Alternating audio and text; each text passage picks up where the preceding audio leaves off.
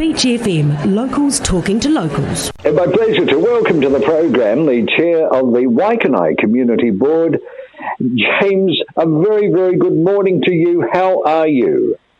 I'm pretty good, thank you. At least we're getting some sunshine these days and not a bucket full of rain. So, anytime I see the sunshine, and it's a spectacular full moon last night. So, hopefully we'll see a few more warmer days. It's starting to get frosty, but hopefully everybody's keeping a sense of humour.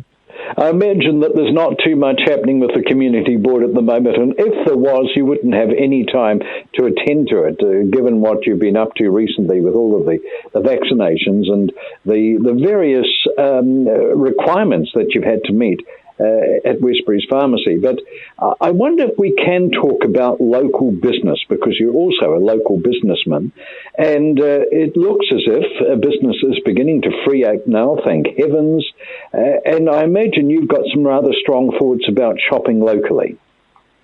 Oh, indeed. And, that's something I'd like to get out to the community there. Our response as a community to COVID-19 is about really supporting your local community, and supporting your local community really means supporting some of those local businesses that support you and your clubs during this period, or historically have helped your club. It's time for them to cash in their chips and say, please give us a hand. I know I might have said that last time, but it's absolutely, I'd like to really implore everybody to really get behind supporting local businesses. Some of them are really struggling at this point in time, and they've got some significant costs. And, my heart goes out to those of people who have been closed for nearly 4.5, 5 weeks now. They've got bills to pay, staff to look after. And, it's just, where you can, please, in any account, shop locally, support New Zealand-made, New Zealand businesses where you can. They are the lifeblood of our community. And I know quite a few businesses have been using the lockdown period to do some work, to get more electronic than they were, and maybe to get with the program, really, get with the 21st century. Do you think that some local businesses have been caught out through, frankly, complacency and thinking that things would carry on exactly as they were, and we now know that they have changed radically and possibly for good?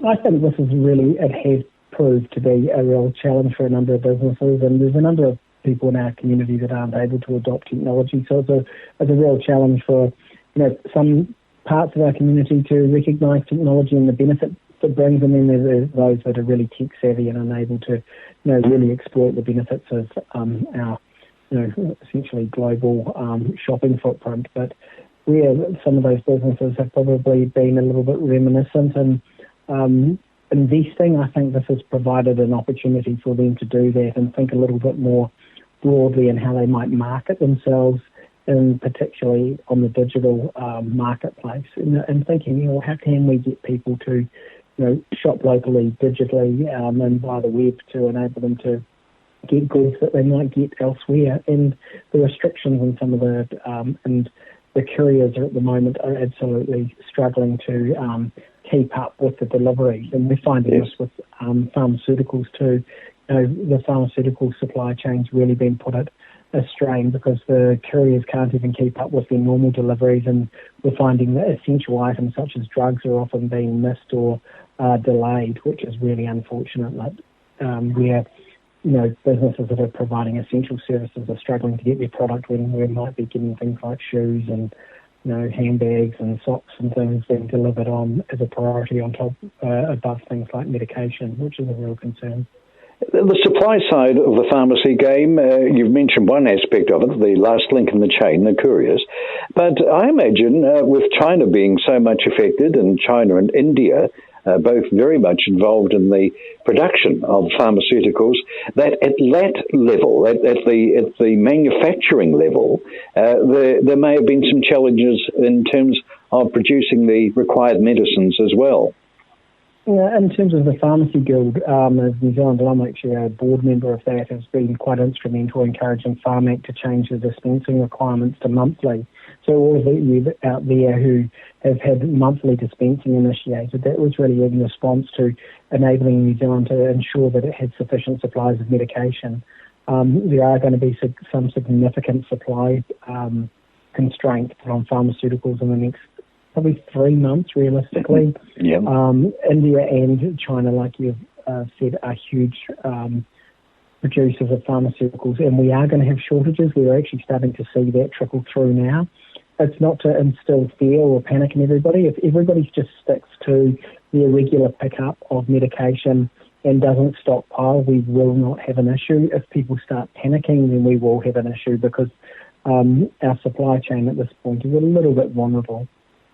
Now, we've been talk about COVID-19. My understanding is about 18 local cases, nothing for near enough to 3 weeks.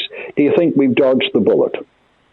I think we've been very fortunate in dodging a bullet on the Kapiti Coast, to be honest, and all the cases that have really been identified, not only in Kapiti but in the Wellington region, have all been associated with clusters. So we haven't got any obvious transmission in the community, so that's a really good indicator, and we've managed to do the track and trace of people who have been identified or infected. So the right mechanisms have been put in place to reduce further transmission. Hopefully there aren't any unidentified or asymptomatic patients out there where once they start moving within our community that we do see a further blip. It is, it's statistically highly probable that we are going to see a couple of more blips, and these might be identified. And I suspect anybody providing policy advice to the Minister of Health, the Ministry of Health, and also the PM, they'll be saying, look, you're going to get local outbreaks. It's about how you contain that and manage those local outbreaks through effective tracking and tracing. And also, I suspect we'll see level 1, 2, and 3, and 4 going up and down in certain areas in our community. You might get certain towns, you might get certain regions that are under different restrictions. And over, by and by, I think we're going to see a more mobile community. It's just, if everybody keeps to good common sense, washing hands, and good practical advice, we are finding that, and if people are wearing masks, please don't let them get wet, because when they start getting wet, the moisture on top of the mask actually prevents them from working properly. So if you've had them on for more than probably 4 hours, I'd think about changing it. And the other thing is people hanging out for a vaccine. It's not guaranteed we're going to get a vaccine. They didn't get a vaccine for HIV, did they? No, not at all, and that's nearly 35 years ago. So it's possible they will get a vaccine, but it's not going to be for 18 months. So that's not going to be the panacea to solving this problem. And what the evidence is coming out now, there's quite a few mutations in the virus at this stage, so the practicalities of developing a vaccine that might be effective against different variants of the same virus, it's hard to tell how effective it'll be. So, it might be probably 18 months away. I'd be very surprised if it's anything less. It means governments and regulators cooperating to a degree that's never been heard of before.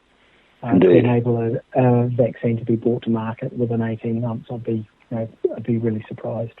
We're in this for the long haul, and I suspect an exceptionally long haul for you. Thank you very much for sparing us some time. We really appreciate it here at Beach FM. James Westbury, thank you. Thank you very much. 106.3 Beach FM.